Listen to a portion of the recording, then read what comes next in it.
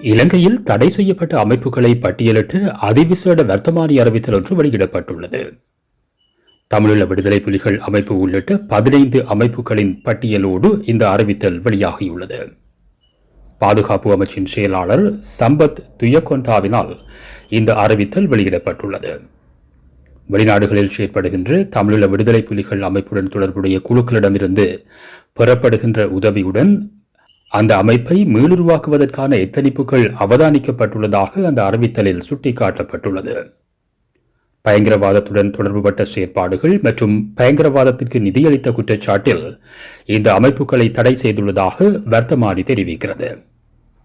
தமிழர் புனர்வாழ்வு அமைப்பு, தமிழர் ஒருங்கிணைப்பு குழு, உலக தமிழர் இயக்கம், நாடு கடந்த தமிழர் அரசாங்கம், உலக தமிழர் நிவாரண நிதியம், கனேடிய தமிழர் தேசிய அவை உள்ளிட்ட அமைப்புகள் தடை செய்யப்பட்ட அமைப்புகளாக அறிவிக்கப்பட்டுள்ளன.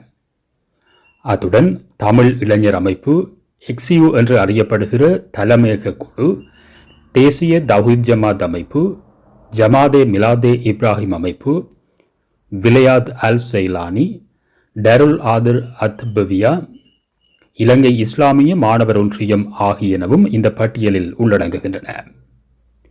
222 தனிநபர்களின் பெயர் விவரங்களும் உள்ளடக்கப்பட்டுள்ளன.